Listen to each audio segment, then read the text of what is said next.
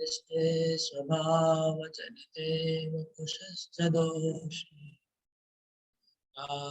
तत्त्वमिह भक्तजनस्य गंगाम्बशां न कलुबोद्बुधेन पङ्के ब्रह्मत्वमपगच्छति नीरधर्मे।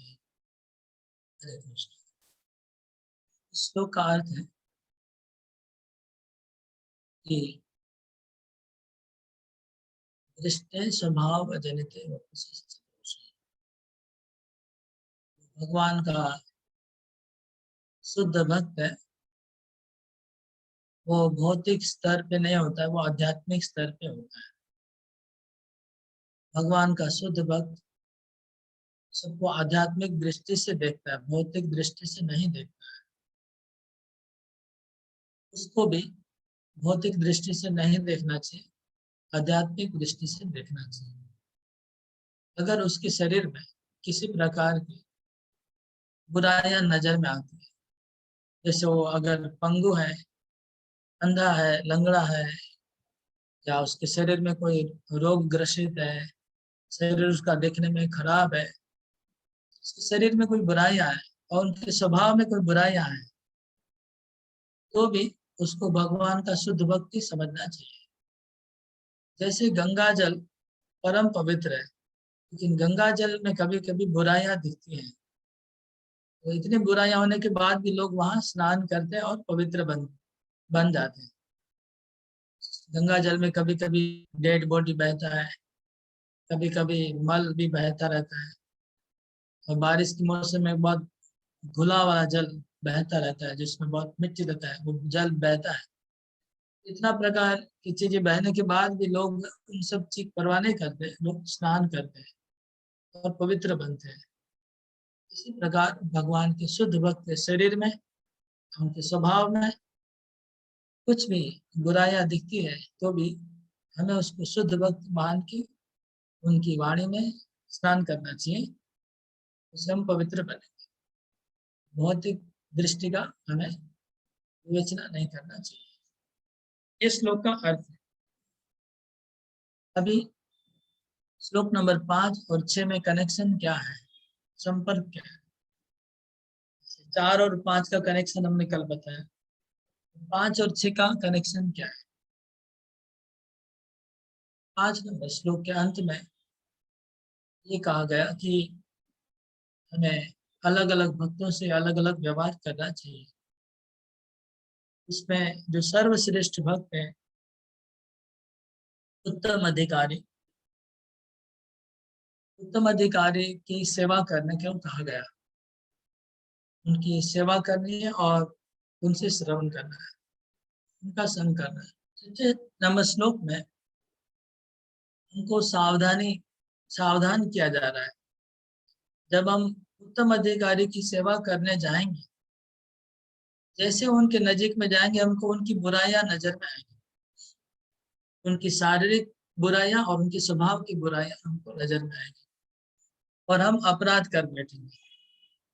जो हम उनका संग में जो हमारा पवित्रता होना था, हमारा जो प्रगति होना था, उसके बदले दुर्गति हो जाएगा, उल्टा हो जाएगा। शुद्ध भक्त के पास जाने से प्रगति होता है, लेकिन दुर्गति हो जाएगा, क्योंकि जब हम उनका बाहरी चीजों को देखेंगे, शरीर और उनके स्वभाव का हम अवलोकन करेंगे, तो हमारा दुर्गति हो जाएगा। इसलिए 6 नंबर श्लोक में सावधानी किया जा रहा है। जब आप तो उत्तम अधिकारी का सेवा करने जाएंगे, हमें उनका स्वभाव को नहीं देखना है और उनके शरीर को नहीं देखना है। तो क्या देखना है? देखना है कि वो भगवान की कथा जो बोल रहे हैं उसको सुनना है। वो जो जप करे, वो जो भगवान की भक्ति करे, उसको नजर में रखना है। वो क्या जप कर रहे हैं, वो क्या कथा बोल रहे हैं, कैसे कीर्तन कर रहे हैं, कैसे भगवान की भक्ति में डूबे हुए, वो देखना है। उनका शरीर कैसा है, उनका स्वभाव कैसा है, नहीं देखना है। ये 6 श्लोक का मतलब सार है।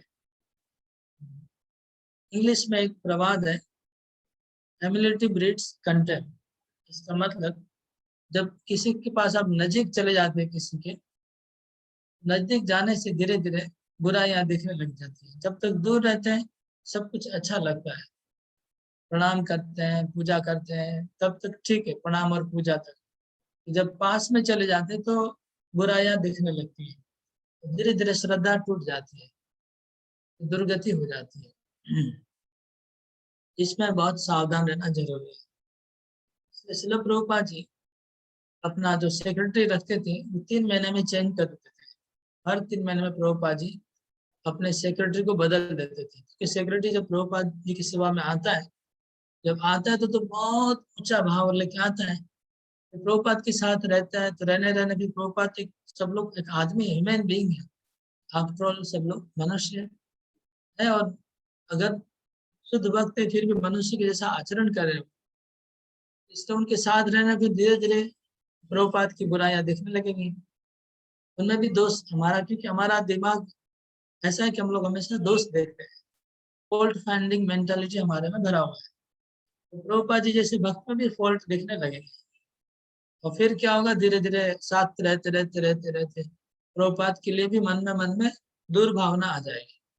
इसलिए प्रभुपाद 3 महीने के बाद उनको हटा देते थे सेक्रेटरी को, तो नया सेक्रेटरी ऐसे प्रभुपाद कहते थे, ताकि ज्यादा दिन रहने से ना उनके अंदर अहंकार आ जाएगा, मेरे बिना प्रभुपाद का नहीं चलेगा, या फिर मैं प्रभुपाद की से अच्छा हूँ मैं, प्रभुपाद ये चीज ठीक से नहीं करना जानते, प्रभुपाद ठीक से खाना नहीं जानते, प्रभुपाद ठीक से नहाना नहीं जानते, कपड़ा प्रभुपाद कपड़ा पे, ये सब चीजें दिखने लगेगी फॉल्ट्स। ये नहीं आता, ये नहीं आता, ये नहीं आता, ये सब चीजें मुझे अच्छी आती है। तो ये बात है। इसी प्रकार हम देखते बहुत भक्त लोग गुरुदेव की सेवा में जाते हैं, और सेवा में रहते रहते फिर बाद में बुराइयां दिखने लगती है, फिर बाद में वो हट जाते हैं, भक्ति से भी हट जाते हैं। गुरुदेव की सेवा से हटना में कोई प्रॉब्लम नहीं है, लेकिन भक्ति से ही हट जाते हैं, बहुत प्रॉब्लम हो जाती है। ये है, इसलिए शुद्ध भक्तों के शरीर की और उनके स्वभाव की और दृष्टि हमें नहीं डालनी चाहिए। ये फॉल्ट फाइंडिंग मेंटेलिटी हमारे अंदर खतरनाक है। कितना भी अच्छा होगा हमें दोस्त दिखेगा। जब मुंबई में थे तो हमारा जो ड्राइवर था कंपनी का, वो जोक करता था, जोक। जोक क्या करता है, किसी भी सिग्नल पे, ट्रैफिक सिग्नल जो है ना, ट्रैफिक वाला पुलिस रोकता है, कंपनी की गाड़ी को ज्यादा रोकता है, रोकेगा और फिर वो चारों तरफ घूमेगा, कहीं कोई फॉल्ट है कि नहीं देखने का प्रयास करता है। तो कुछ भी फॉल्ट नहीं निकलेगा तो भी बोलेगा कि देखिए आपका नेम प्लेट लगा हुआ है, उसमें स्पेलिंग थोड़ा साइज छोटा दिखता नहीं है, इसके लिए फाइन लगा। कुछ भी मन में जो भी है, कुछ ना कुछ फॉल्ट। तो हम लोग का दिमाग भी ऐसा ही है, हम लोग बहुत बारीकाई से अवलोकन अवलोकन करते रहते हैं शुद्ध भक्त, और उसमें फॉल्ट देखने लगते हैं, फॉल्ट दिखेंगे हमको। इसलिए हमें ये व्हीकल है, ये गाड़ी है, तो गुरुदेव की गाड़ी को मत देखिए। गुरुदेव की गाड़ी कौन से रंग की है, गाड़ी का स्पीड कैसा है, हाँ उसमें गाड़ी का लाइट कैसा है, आंख कैसी है, कान कैसा है, ये सब मत देखिए, ये देखने से प्रॉब्लम है। उनकी भक्ति कैसी है, गाड़ी का स्पीड देखना है, रंग और ये सब नहीं देखना है। गाड़ी चल रही है कि नहीं, भक्ति कर रहे हैं कि नहीं, भक्ति कैसी हो रही है वो देखना है, और स्वभाव को नहीं देखना है। स्वभाव भी अलग अलग होता है। जैसे हाँ, हरिदास ठाकुर, उनका शरीर मुसलमान का है। अब मुसलमान का शरीर है इसलिए उनको आप घृणा करेंगे हरिदास ठाकुर को। मुस्लिम है, मुस्लिम है, हम उसको छुएंगे नहीं, उनके पास नहीं जाएंगे, मुस्लिम है तो वो शुद्ध भक्त है भगवान का। अभी मुस्लिम है कि हिंदू, ये भूल जाना चाहिए, भगवान का शुद्ध भक्त है, शुद्ध भक्त है। इसी तरह जो विदेशी होते फॉरेनर, अरे ये फॉरेनर है, इससे हम दूर रहेंगे, सादा चमड़ी वाला है, ठीक है, सादा चमड़ी, काला चमड़ी, ये बहुत बड़ा अपराध है। वो वैष्णव है तो वैष्णव है, वो कौन सा चमड़ी का वैष्णव में ये डिस्कस करना अपराध है, लेकिन करते हैं लोग। सादा चमड़ी वाला प्रभुपाद जी इस तात्पर्य में लिखते हैं, कुछ लोग हैं भारत वाले, वो बोलते हैं ये सादा चमड़ी वाले गोस्वामी है, अमेरिकन गोस्वामी है, ऐसा करके हमारे भक्तों की निंदा करते हैं। और ऐसा करना अपराध है। या फिर वैष्णव का कौन सा कितना एजुकेशन हुआ है, ये सब चर्चा करना अपराध है। ये इलिटरेट है, ये अशिक्षित है, ये शिक्षित है, ये गोरा है, ये काला है, ये सुंदर है, ये सुंदर नहीं है, ये सब अपराध है। वैष्णव अपराध है। वैष्णव में जाति बुद्धि, या वैष्णव भक्ति में आने के पहले क्या क्या किया है, सब चर्चा करना अपराध है। ऐसे भी कुछ कनिष्ठ अधिकारी है मिले हैं, जो लोग ऐसी चर्चा करते कि देखो कि अभी तो गुरु बन गए, सन्यासी बन गए, लेकिन भक्ति में आने के पहले इन्होंने पेट में सब कुछ डाल दिया है, ऐसा भी बोलते रहते हैं। ये बहुत अपराध है ऐसा सब सोचना बोलना। इनके पेट में अभी भी वो, हाँ, पहले जो खाया था अभी भी पेट में पड़ा हुआ है, ऐसा बोल रहे हैं। इतने साल से भक्ति करे उसके बाद भी पिछले जीवन की बातें करना, ये सब नहीं अलाउड है। रूप गोस्वामी कहते हैं कि भक्तों के शरीर को देखना नहीं चाहिए, उनके स्वभाव को भी नहीं देखना चाहिए, स्वभाव भी अलग अलग होता है। जैसे चैतन्य महाप्रभु का एक पार्षद था, तो जिसको भी मिलता था उसको एक बड़ा उनके पास डंडा था, वो डंडे से मारता था। महाप्रभु का एक पार्षद था, जिससे मिला उसको डंडे से मारता था, वो डंडा लगने से उनको भक्ति हो जाती थी, कृष्ण प्रेम हो जाता था। लेकिन कृष्ण प्रेम होने के लिए डंडा खाना पड़ता था, तो उसका सब उनका ऐसा स्वभाव। ये अगर स्वभाव देख के विचार नहीं कर सकते हैं, महात्माओं का स्वभाव अलग अलग होता है, क्योंकि सबका जन्म अलग अलग हुआ है। स्वभाव तो जन्म से होता है, किसी का जन्म अमेरिका में हुआ, चाइना में हुआ, अफ्रीका में हुआ, बंगाल में हुआ, गुजरात में हुआ, तो जहां जहां हुआ जन्म उसके हिसाब से उनका स्वभाव रहेगा ही रहेगा। स्वभाव हम लोग का रहता है, उसी में भक्ति करते हैं हम लोग। इसलिए स्वाभाविक दोषों को भी पकड़ना नहीं चाहिए, और इसकी चर्चा भी नहीं करनी चाहिए कि ये बंगाली है, ये है वो है, ऐसा सोचना अपराध है। भक्तों का कुछ जाति बुद्धि माने, शास्त्र कहते हैं वैष्णव जातु विधि सैव नार की। तो पथ अगर वैष्णव को एक श्लोक है, हाँ, कि जिसमें कहा गया है कि अगर कोई शालिग्राम शिला को पत्थर सोचता है, गंगा जल को पानी सोचता है, और वैष्णव को जाति के अंतर्गत सोचता है, वो नारकी है। नारकी मतलब वो नरक में जाने का रास्ता बना रहा है। तो वैष्णव को जाति से जोड़ देता है, नरक जाने का रास्ता बना रहा है। तो ये छठे श्लोक का सार है। ओके, हरे कृष्ण। कोई प्रश्न है तो पूछ सकते हैं, ये तो आगे बढ़ेगी। हरे कृष्णा प्रभु जी, दंड प्रणाम।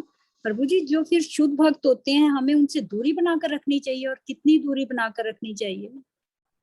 शुद्ध भक्त के दूरी बनाने की बात नहीं, शुद्ध भक्त पास जाएंगे तो अपना चश्मा बदलना पड़ेगा, उनका शरीर को और स्वभाव को नहीं देखना है, उनके वाणी उपदेश। लेकिन अगर आपका ऐसा चश्मा नहीं है तब दूर दूर से ही उनका प्रवचन सुन के भक्ति करिए।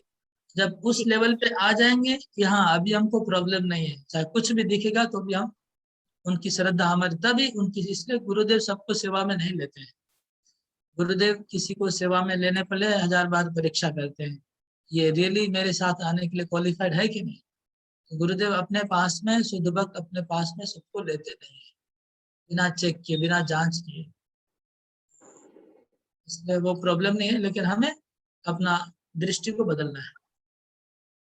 थैंक यू प्रभु।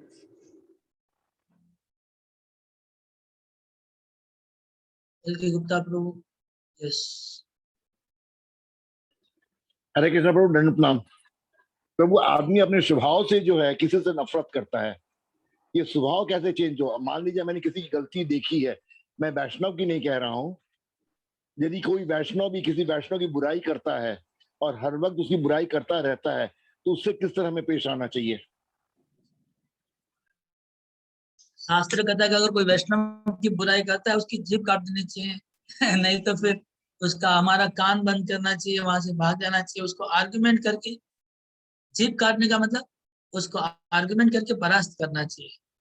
और आर्गुमेंट करना नहीं आता है, परास्त करना नहीं आता है, उसका मुंह बोली बंद करना चाहिए, नहीं तो वहां से चले जाना चाहिए, सुनना नहीं चाहिए। दोनों में से एक, इधर उसका मुंह बंद करिए, नहीं तो वहां से चले जाइए। लेकिन बैठे बैठे सुनते रहेंगे, मजा लेंगे, तो वो अपराध है। ठीक है, हम लोग 7 नंबर श्लोक में जाते हैं। सात कृष्ण नाम चरितादिशिताप्यवेद पीतोपतप्तरशनस्य नरोचिकारो पादरादनुदिनं तदुषैव जुष्टा स्वाद्विक्रमाद् भवति तद्गदमूलः। श्लोक का भावार्थ यह है कि कृष्ण का नाम, कृष्ण का नाम, कृष्ण का रूप, कृष्ण के गुण, कृष्ण की लीला, ये सब अमृत के जैसे मधुर मीठे हैं। अमृत रस भरा हुआ है, कृष्ण नाम में मीठा रस भरा हुआ है। कृष्ण के रूप में, कृष्ण के गुणों में, लीलाओं में मीठा रस भरा हुआ है। लेकिन दुर्भाग्य से हमें वो मीठा नहीं लग रहा, हमें ही कड़वा लग रहा है। क्यों कड़वा लग रहा है? तो बोलते हैं कि जैसे किसी को बुखार होता है, उसका मुंह कड़वा हो जाता है। कोई भी चीज कड़वी लगती है, इवन मीठी आइटम भी कड़वी लगती है बुखार होने पे। इसी प्रकार हमें भौतिक जगत का बुखार चढ़ा हुआ है, संसार का बुखार चढ़ा हुआ है। संसार का बुखार चढ़ा हुआ है, इसलिए भगवान का अमृत रस जैसा मधुर नाम हमें मीठा नहीं लग रहा है, लेकिन कड़वा लग रहा है। लेकिन जब किसी को ये बुखार होता है, स्पेशली पीलिया, पीलिया मतलब पता नहीं क्या, कौन को अपना जॉन्डिस, पीलिया, ये जब बुखार, दवा मीठी है लेकिन कड़वी लगती है। लेकिन ये कड़वी दवा, मीठी दवा जो कड़वी लग रही है, उसको खाते खाते खाते खाते पीलिया चला जाएगा। उसके बाद ये इसकी मिठास आने लगेगी। इस प्रकार हमें भवरोग हुआ है। जो भवरोग है, ये भवरोग की बीमारी से हम लोग फंसे हुए हैं। हमें हरि नाम मीठा नहीं लग रहा है, कड़वा लग रहा है। लेकिन एक कड़वे हरि नाम को लेते रहेंगे, क्योंकि ये दवा है। तो लेते लेते लेते लेते धीरे धीरे हमारा भवरोग नष्ट होगा। भवरोग नष्ट हो जाने पर ये हरि नाम मीठा लगने लग जाएगा। ये इस श्लोक का सार है। प्रभुपाद जी कहते हैं कि हम लोग अभी भौतिक जगत में हम लोग सब अस्वस्थ हैं, स्वस्थ कोई नहीं है। स्वस्थ मतलब स्वास्थ्य अच्छा होना, अस्वस्थ मतलब स्वास्थ्य अच्छा नहीं होना। तो हम लोग सब अस्वस्थ हैं, कोई स्वस्थ नहीं है। स्वस्थ शब्द का दूसरा एक अर्थ क्या है? स्वस्थ। स्व मतलब अपने में, स्थ मतलब रहना, अपने में रहना। अस्वस्थ मतलब अपने में नहीं रहना, अस्वस्थ। तो बद्ध जीव अस्वस्थ है, मतलब अपने स्वरूप को भूल चुका है, और वो एक डिसीज्ड कंडीशन, एक बीमारी, भवरोग की अवस्था में पड़ा हुआ है। ये इसका स्वाभाविक स्वरूप नहीं है। अभी जिस रूप में हम लोग हैं वो हमारा स्वाभाविक नहीं है। तो स्वाभाविक स्थिति क्या है? तो भागवतम कहते जीवेर स्वरूप है कृष्ण नित्य दास। हमारा स्वाभाविक स्वरूप हम कृष्ण के नित्य दास हैं। इसलिए मुक्ति का डेफिनेशन दिया है भागवत में, मुक्ति हित्वा अन्यथा रूपम स्वरूपेण व्यवस्थिति। मुक्ति का अर्थ है अपना जो गलत परिचय है उसको त्याग करके अपने परिचय में आ जाना, अपने परिचय में आ जाना। ये मुक्ति का डेफिनेशन है। हम लोग अभी अस्वस्थ, बीमारी, अस्वाभाविक अवस्था में हैं। हमें स्वाभाविक अवस्था में जाना है, स्वस्थ होना है, अपने स्वरूप में आना है। ये शास्त्र का कहना है। और अपने स्वरूप में जाने के लिए, अच्छा, ये अस्वस्थ हम क्यों हो गए, अस्वाभाविक हमारी दशा कैसे हुई? इसका कारण है अज्ञान।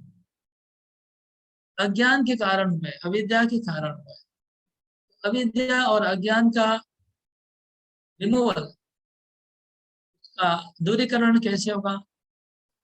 अज्ञान का दूरीकरण ज्ञान से होगा, अविद्या का दूरीकरण विद्या से होगा।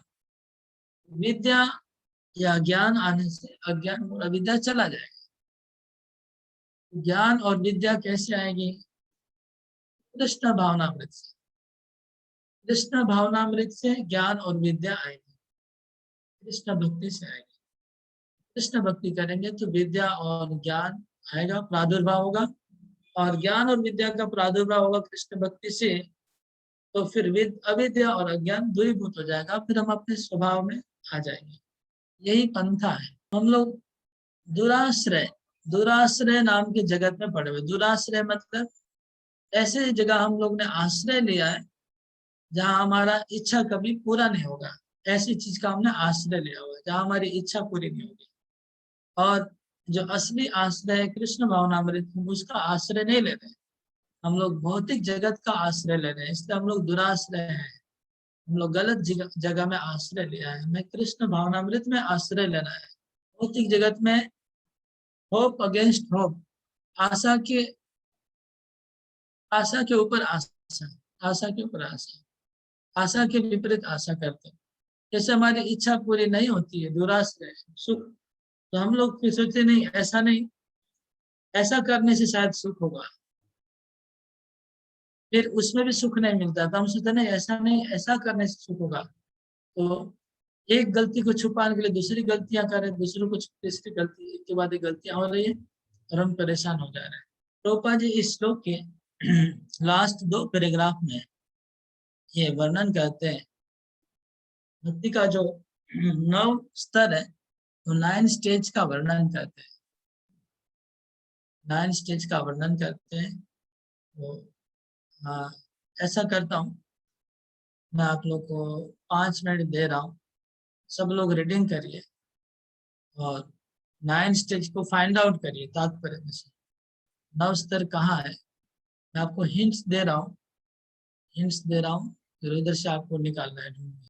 ओके, यहाँ से शुरुआत। In conclusion, the conclusion is that in order to get freed from material disease. तो प्रभुपाद कहते हैं कि कंक्लूजन मतलब सारांश ये है, सिद्धांत यह है कि अगर भौतिक जगत की बीमारी से अगर बाहर निकलना है तो हमें हरे कृष्ण मंत्र का जप करना होगा। ये जो यहाँ से शुरू हुआ और आगे एंड तक प्रभुपाद जी भक्ति के 9 स्तर का वर्णन कर रहे हैं। आपको 5 मिनट दे रहा हूँ, 5 मिनट आप रीडिंग कर लीजिए, उसमें ढूंढिए भक्ति के 9 स्तर कहाँ लिखे, मैं पूछूंगा सबको। हरे कृष्ण, चालू कर दीजिए इंडिविजुअली।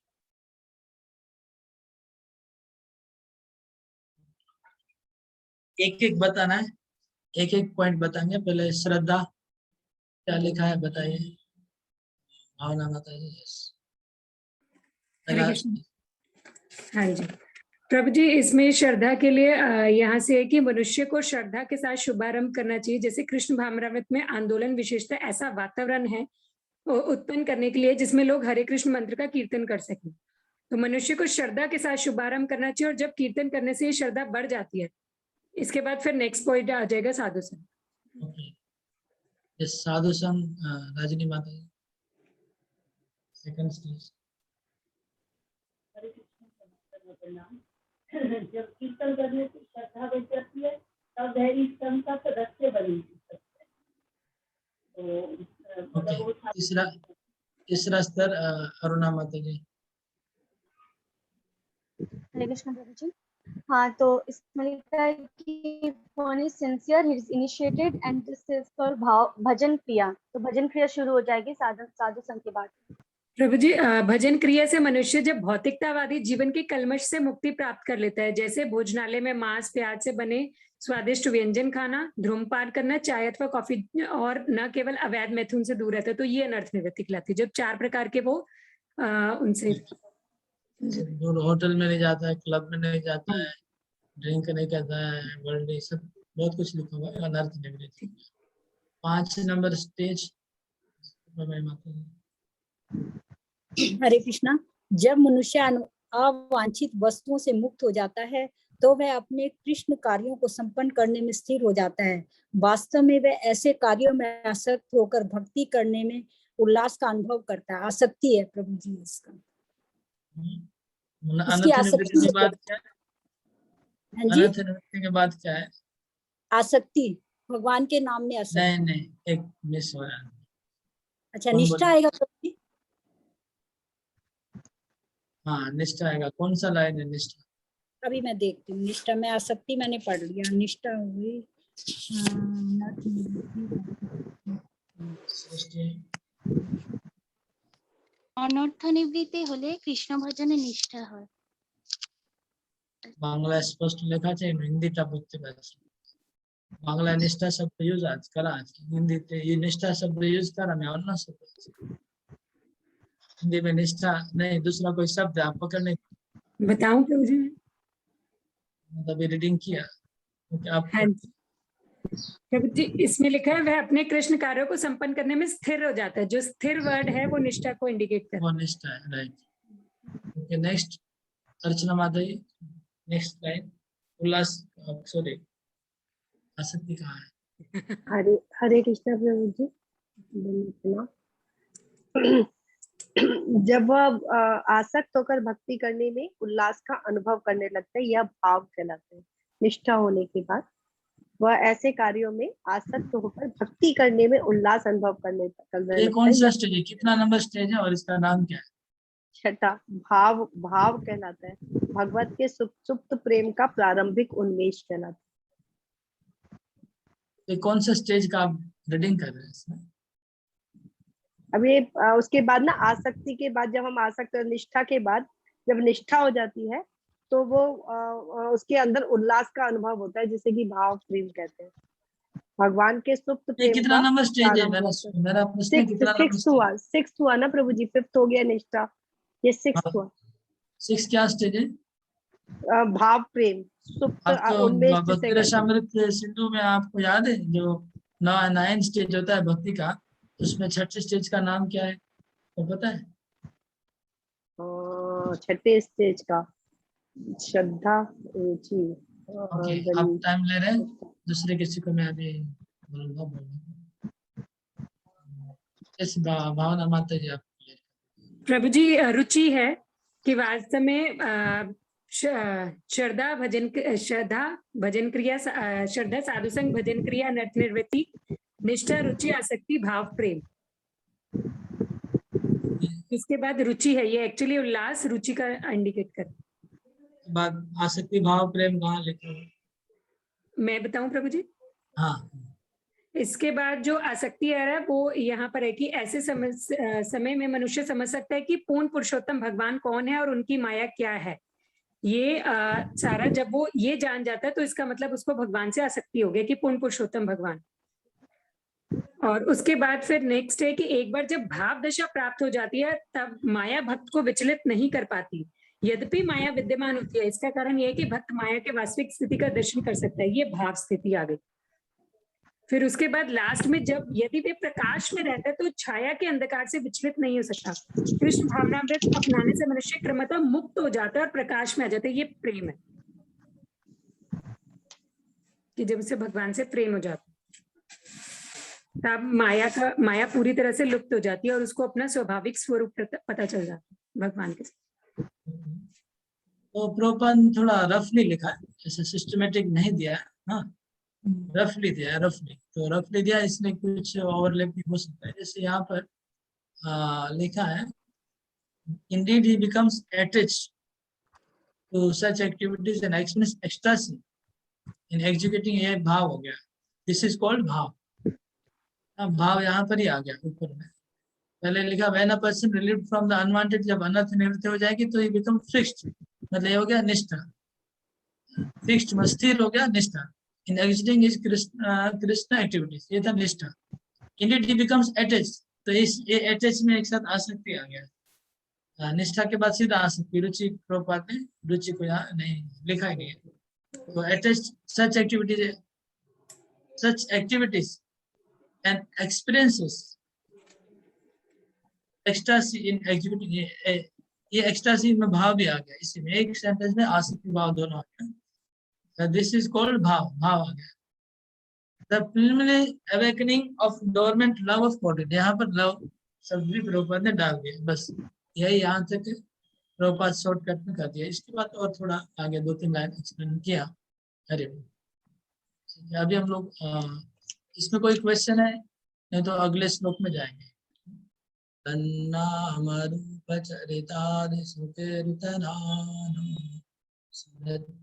क्रमेण रशनामनसि नियोज्य तिष्ठन् व्रजे तदनुरागी जनानुगामि कालं नयेदखिलमित्युपदेशसारम्। श्लोक में रूप गोस्वामी कहते हैं, श्लोक का भावार्थ यह है कि कृष्ण के इति उपदेश सारम, समस्त उपदेशों का सार है ये श्लोक। ठीक है, उपदेशामृत जो ग्रंथ है वो भी सब उपदेशों का सार ही है, 11 श्लोक। लेकिन ये 11 श्लोक में भी फिर रूप गोस्वामी कहते हैं कि ये समस्त उपदेशों का सार है। क्या है वो सार? तन नाम रूप चरित्र, श्री कृष्ण के नाम का, श्री कृष्ण के रूप का, श्री कृष्ण के चरित्र का, नाम रूप चरित्र, सुकीर्तन, उसको कीर्तन करना चाहिए। भगवान के नामों का कीर्तन करना, भगवान के रूप का कीर्तन करना, भगवान के गुणों का, भगवान की लीलाओं का कीर्तन करते रहेंगे। कीर्तनान अनुस्मृत्या, और उनका स्मरण करना है। कीर्तन करना, कीर्तन के साथ साथ स्मरण करना। फिर क्या करना है? तिष्ठन् व्रजे, ब्रजवास करना है। भगवान के नाम रूप गुण लीलाओं का कीर्तन करते करते, उनका स्मरण करते करते ब्रज भूमि में वास करना है। तिष्ठन् व्रजे, ब्रज में वास करना है। और ब्रज में वास करके वहां कैसे वास करेंगे, ब्रजवास में करना कैसे?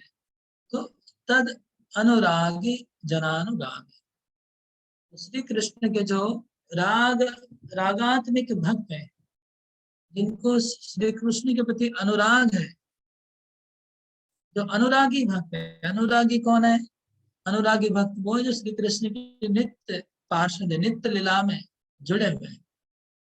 जो अनुरागी भक्त है उनका अनुगमन करना है। इसको हम लोग भक्त रसामृत सिंधु में रागानुगा भक्ति कहते हैं। तद अनुरागी जना अनुगामी, भगवान की जो अनुरागी भक्त है उनका अनुगमन करना है ब्रज में, उनके साथ में रहना है, उनसे सीखना है, उनकी गाइडेंस में रह के भक्ति करना है। नाम रूप चरितादि सुकीर्तन अनुस्मृत्यो क्रमेण रसना मनसी नियोज्य, क्रमेण रसना मनसी नियोज्य, रसना को और मन को भगवान की सेवा में नियोजित कर देना है। रसना मतलब जीव, रसना का मतलब जीव, जीव को और मन को, दोनों को नियोजित करना है, एम्प्लॉय करना है। संस्कृत में नियोज्य का अर्थ है एम्प्लॉयमेंट। तो मन को एम्प्लॉय करना है, मन को ड्यूटी में लगाना है, और जीव को एम्प्लॉय करना है, जीव को ड्यूटी में लगाना है। किस लेके वहां पर आप ट्रांसफर हो जाइए, सब छोड़ के, तो वहां पर आपको एम्प्लॉयमेंट मिल गया। क्रमेण रसना मनसी नियोज्य तिष्ठन् व्रजे, ब्रज में रहना है। रेसिडेंस वृंदावन में होना चाहिए अगर वहां पर एम्प्लॉयमेंट करना है तो तिष्ठन् व्रजे। और वहां रहने के, ऐसे अकेले रहेंगे तो प्रॉब्लम हो जाएगा। वहां पर भगवान के अनुरागी भक्तों का अनुगमन करना है। तिष्ठन् व्रजे तद अनुरागी जनानुगामी कालम नयेत अखिलम, जितना भी समय जीवन में बचा हुआ है सब पूरी का पूरा समय इसी काम में लगा देना है। कालम नयेत अखिलम, अभी जीवन में जितना समय बच गया है उसका एक एक घड़ी, एक एक क्षण, एक एक सेकंड इसमें लगा देना है। ये जीवन का सबसे टॉप मोस्ट सार है, इसके ऊपर कोई सार नहीं, इसके ऊपर कोई उपदेश नहीं, इसके ऊपर कोई रास्ता नहीं। ये जितना समय बच गया लाइफ में, उसका पूरा एक एक घड़ी को हम भगवान का नाम का कीर्तन में और स्मरण में बिता देंगे और वृंदावन में वास करेंगे और कोई शुद्ध भक्त, अनुरागी भक्त के आश्रय में रहेंगे। एसेंस है। तो अभी इसको रागानुगा भक्ति कहते हैं। इसके अंदर वो प्रभुपाद जी ने वो श्लोक कोट किया है जो हम लोग मेमोराइज किए थे कृष्णामृत सिंधु में। सेवा साधक रूपेण सिद्ध रूपेण चात्रहि तद्भाव लिक्षुनाकार व्रज लोकानुसारथ कृष्णं स्मरं जनम चास्य प्रेष्ठं नीच समेत तत्तद लिप्सुनाकार व्रज लोकानुसारथ। ये जो श्लोक है इसको कोट किया हुआ है कि हमें साधक शरीर में भी प्रभुपाद कहते हैं इसका प्रैक्टिस करना चाहिए, इस भक्ति का, और सिद्ध अवस्था में भी प्रैक्टिस करना चाहिए। साधक अवस्था में जब अभी अनर्थ से हम जूझ रहे हैं तभी भी हमें इस भक्ति का अनुगमन करना चाहिए, राग अनुगा भक्ति का, और जब सिद्ध अवस्था में तभी भी अनुगमन करना चाहिए। तो ये श्लोक का अवस्था, ये श्लोक का तात्पर्य है कि हमें वैधि भक्ति से रागानुगा भक्ति में जाना है। यहाँ पर एक पैराग्राफ है, कौन इस तात्पर्य में कहाँ लिखा है वैधि भक्ति और रागानुगा भक्ति का डिफरेंस, कौन से पैराग्राफ लिखा है, कौन पढ़ के सुनाएगा? एक पैराग्राफ में स्पष्ट लिखा हुआ है वैधि भक्ति क्या है, रागानुगा। एक पैराग्राफ 4-5 लाइन, हाथ उठाएंगे। चैतन्य चरितामृत में नवदीक्षितों को यह सलाह है कि सारी भौतिक इच्छाएं त्याग दी जाए और शास्त्रों के आदेश अनुसार भगवान के नियमित भक्ति में लग जाए। इस प्रकार नवदीक्षित भक्त कृष्ण के नाम, यश, रूप, गुणों आदि के लिए आसक्ति उत्पन्न कर सकता है। एक बार ऐसी आसक्ति विकसित हो जाने पर वह विधि निषेध का पालन किए बिना ही कृष्ण के चरण कमलों की तत्काल सेवा कर सकता है। यह रागा भक्ति कहलाती है। बस ये देखिए यहाँ पर है, पहले नवदीक्षित शब्द है, दीक्षित में नवदीक्षित। तो नवदीक्षित भक्त को पहले शास्त्रों से आज्ञा पालन करके भक्ति करनी है। जब भगवान के प्रति स्वतः एक अनुराग हो जाएगा, आसक्ति हो जाएगी, तब प्रभुपाद के विधि निषेध की पालन करने की जरूरत नहीं है और स्वाभाविक भक्ति होने लगेगी। इसको कहते हैं रागानुगा भक्ति। ये था रागानुगा भक्ति का डेफिनेशन और वैदिक भक्ति का प्रभुपाद जी का तात्पर्य में स्पष्ट दिया हुआ है। अभी यहाँ पर रूप गोस्वामी कहते हैं कि हमें भगवान का स्मरण करना चाहिए, भगवान का हमें स्मरण करना चाहिए। तो स्मरण कैसे करना चाहिए इसको प्रभुपाद जी ने तात्पर्य दिया, 4 दशाएं बताई। श्रवण दशा, वरण दशा, स्मरण दशा, समाधि और संपत्ति दशा। 5 दशाएं।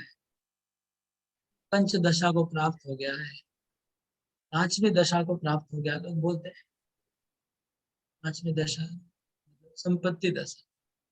तो श्रवण दशा का अर्थ हुआ जब भक्तों से खाली श्रवण करते रहेंगे, बहुत श्रवण करेंगे, इतना श्रवण करेंगे, इतना श्रवण करेंगे, हमारा पूरा विश्वास बढ़ जाएगा। तो वरण दशा है। वरण दशा मतलब हम लोग हृदय से ग्रहण करना शुरू कर देंगे जो बोला जा रहा है। उसके बाद स्मरणावस्था आएगा, मतलब फिर जो बहुत श्रवण करेंगे ना, फिर स्मरण होने लग जाएगा, ऑटोमेटिक याद स्मरण होगा। मन जब हमारा श्रवण करके करके हमारा भर जाएगा भगवान की कथा से, तो ऑटोमेटिक जैसे पानी जब भर जाता है तो और फ्लो होता है, ऐसे ही ऑटोमेटिक हमारा मन में वही सब लीलाएं स्मरण में घूमने लग जाएगी। तो स्मरणावस्था हो जाएगी। स्मरणावस्था के बाद फिर समाधि में चले जाएंगे, मतलब पूरा उसमें डूब जाएंगे। और समाधि के बाद संपत्ति दशा होगी। संपत्ति दशा क्या है? तो अभी ये स्मरणावस्था का भी 5 स्टेज बताया प्रभुपाद। पहले तो श्रवण दशा, वरण दशा और स्मरण दशा। तो स्मरण दशा का 5 अवस्था बताया। एक अनुस्मृति है, वो 5 है। 1 मिनट, एक्चुअली इंग्लिश में वर्ड्स अलग यूज किए गए और हिंदी और बंगला में अलग यूज किए गए वर्ड्स। हिंदी बंगला वाले परफेक्ट है, इंग्लिश वाले थोड़ा वर्ड समझ में नहीं आएंगे, लेकिन हिंदी वाले और बंगला वाले शब्द इजीली समझ में आएंगे। स्मरणावस्था में 5 लेवल होती है। 5 लेवल क्या है प्रभुपाद देते हैं रिकलेक्शन, एब्जॉर्प्शन, मेडिटेशन, अनुस्मृति, समाधि। ये 5 स्मरणा दशा की 5 है। रिकलेक्शन मतलब स्मृति। एब्जॉर्प्शन एक्चुअली इंग्लिश वर्ड है, इसका संस्कृत होने से अच्छा होता। एक्चुअली ये प्रभुपाद जी ने भक्ति सिद्धांत सरस्वती ठाकुर की बुक से ट्रांसलेट किया इंग्लिश में। तो भक्ति सिद्धांत सरस्वती ठाकुर बुक में ओरिजिनल बंगला वर्ड यूज किया हुआ है, वो इजी है समझने के लिए, इसलिए मैं पूछ रहा था बंगला शब्द क्या है। यस, 5 शब्दों की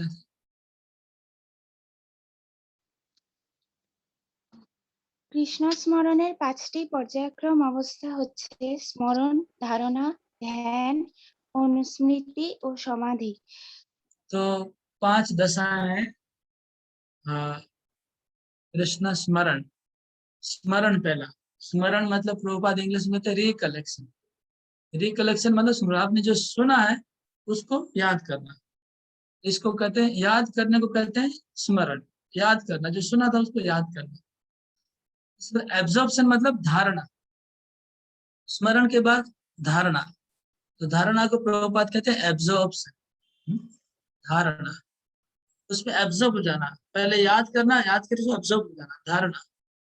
धारणा के बाद ध्यान, तो ध्यान को प्रभुपाद कहते हैं एब्जॉर्प्शन के बाद प्रभुपाद बोले, शायद मेडिटेशन वर्ड यूज किया होगा, मैं देख लेता हूँ। हाँ, मेडिटेशन, वो ध्यान हो गया। ध्यान होगा, ध्यान होगा मतलब आपका प्रभुपाद जैसे फर्स्ट जो याद है इंटरप्शन, इंटरप्शन होगा। आप जो याद करें वो बीच बीच में याद नहीं आता है, लेकिन बाद में जब कांस्टेंट होने लग जाएगा और बाधा नहीं आएगी, आपका जो स्मरण करना, स्मरण निरंतर चलता रहेगा, तो उसको बोल देंगे ध्यान कहते हैं। ध्यान मतलब कंटिन्यूस याद करना, और याद करना मतलब बीच बीच में याद करना, टुकड़ा टुकड़ा, उसको कंटिन्यू बना देंगे तो ध्यान हो गया।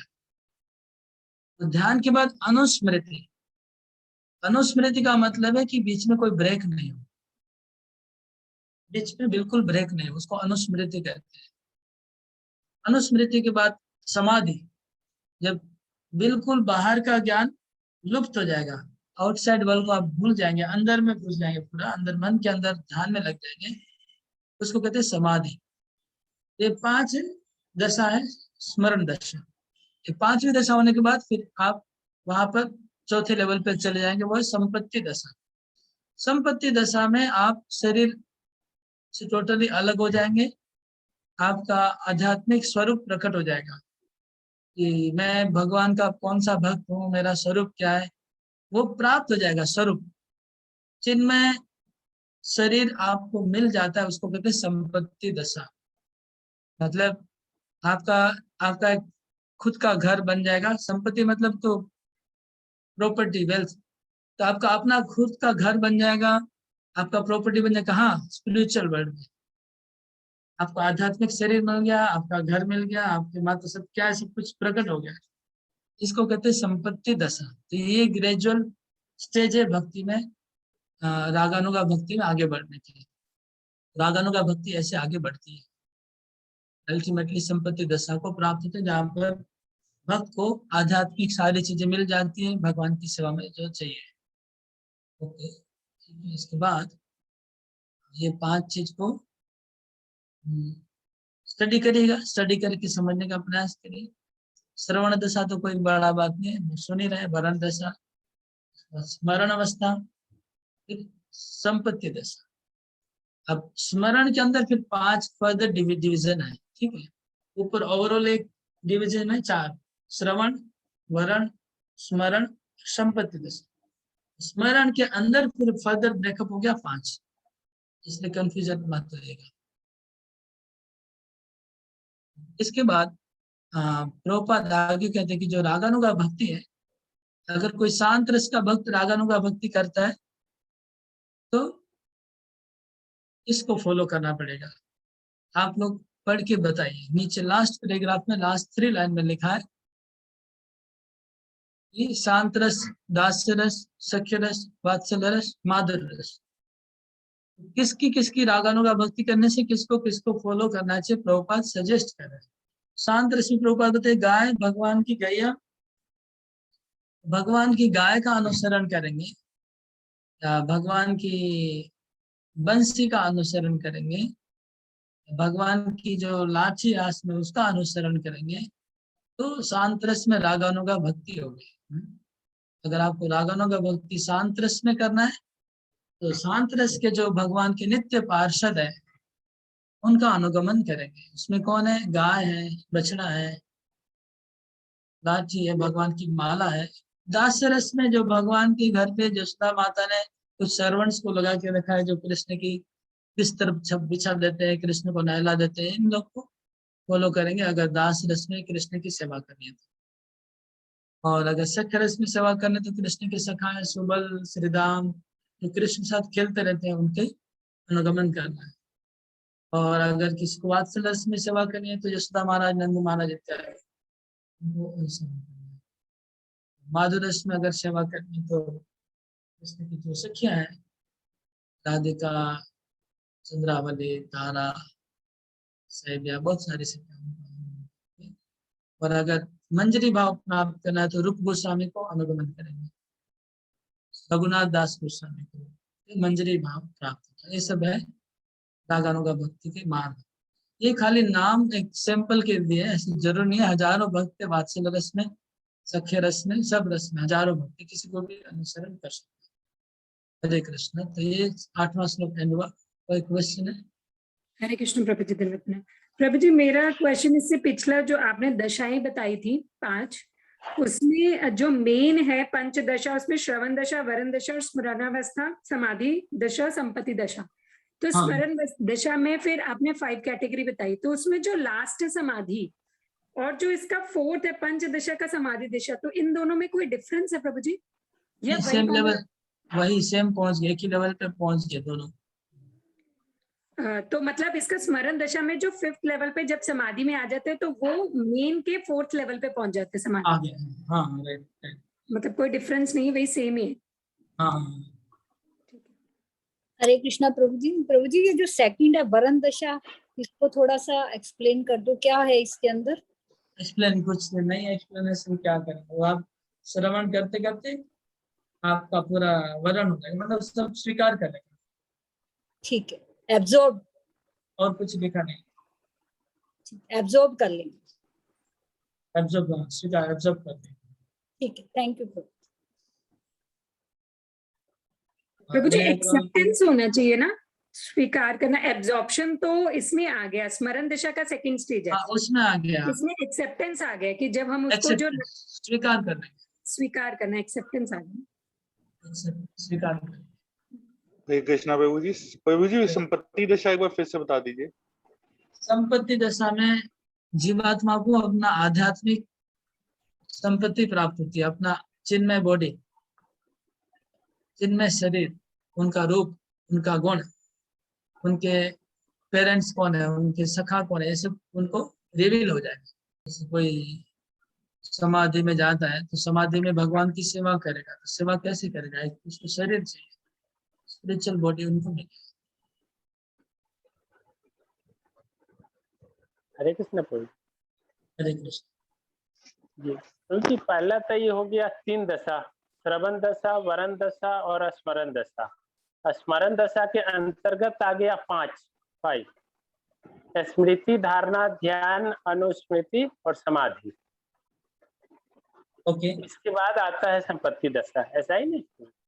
समाधि 4 नंबर स्टेज है, 5 नंबर संपत्ति है। ओके, तो 3 से 4 में जो 3 से 4 में जाने के बीच में 5 और स्टेज डाल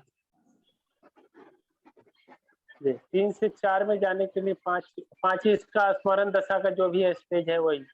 हाँ, समझ लीजिए, first floor, second floor, third floor, fourth floor, fifth floor, ठीक है, 5वें तले में जाना है। तो थर्ड से 4th फ्लोर में जो जाते हैं तो उसमें 5 सीढ़ियां हैं। 5वां सीढ़ी और 5th फ्लोर एक ही है, 4th फ्लोर। 3rd फ्लोर से आप जब फिफ्थ, अच्छा फिफ्थ इसमें आ नहीं रहा है, जैसे श्रवण दशा हो गया फर्स्ट, वरण दशा सेकेंड, स्मरण दशा थर्ड, और समाधि अवस्था 4, संपत्ति दशा 5। समाधि या स्मरण दशा तो सेम एक ही बता रहे हैं। अगर एक ही, मुझे नहीं तो लिखा है क्या 4 क्या 5, जो भी, अगर 4 है तो नहीं 4। नहीं प्रभु जी, अलग अलग दिया हुआ है। इसमें लिखा है कि जब अबाध तथा अनवरत अनुस्मृति से मनुष्य समाधि दशा को प्राप्त होता है, मतलब वही अनुस्मृति के बाद जो समाधि आता है वो तो 5वां हो गया स्मरण वाला, लेकिन उसके बाद एक और लाइन है कि अबाध तथा अनवरत अनुस्मृति से मनुष्य समाधि दशा को, मतलब वो समाधि दशा है, वो एक्चुअली 4th पॉइंट है। अगर दशा सब यूज किया है हाँ तो जी, वो, तो फिर वो है, वो फ्लोर है, वो फ्लोर है। सीढ़ी नहीं। हाँ, और जो उसका 4th है उसमें सिर्फ समाधि वर्ड यूज किया है। वो सीढ़ी है, वो 5 सीढ़ी है, ये 5 फ्लोर है। वो 4था फ्लोर है, 4th फ्लोर समाधि है, और 3rd फ्लोर स्मरण है। स्मरण से समाधि में जाने के लिए 5 सीढ़ी है, तो 5वां सीढ़ी का नाम और 4th फ्लोर का नाम एक ही है। हरे कृष्णा प्रभु जी, दंडवत प्रणाम। प्रभु जी बोल रहे हैं कि ब्रिज में बास, वृंदावन में बास कैसे मिलेगा, और वृंदावन में बास अगर मिल जाए तो अपने आप को अभिमान नहीं हो, इसके बारे में थोड़ा।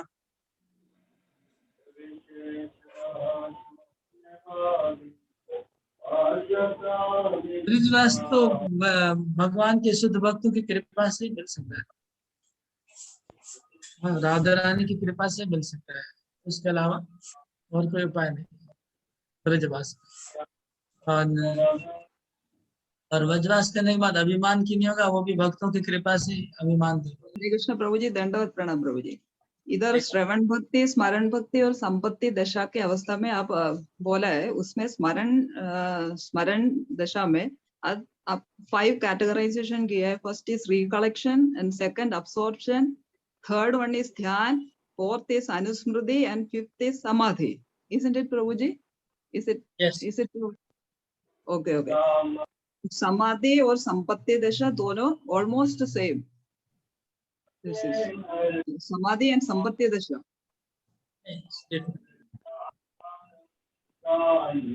Is it right Prabhu ji? It is different. It's different. Not same. प्रभु जी, स्मरण अवस्था के तीसरे स्तर द्वितीय स्तर ध्यान धारणा, इसको डेफिनेशन क्या है प्रभु जी? बंगाली बुक में इसका कोई डेफिनेशन नहीं दिया है। धारणा मतलब कांस्टेंट रिमेम्बरेंस, अच्छा, without interval, when remembrance is without intervals. अच्छा, जब इसमें लिखा हुआ प्रभु जी कि स्मरण अबाध रूप से चलता है, जब सब स्मरण निरंतर होता है तो केंद्रित होकर वह ध्यान कहलाता है। हाँ, लिखा केंद्रित हो गया, मतलब एब्जॉर्प्शन, फोकस्ड हो गया ध्यान।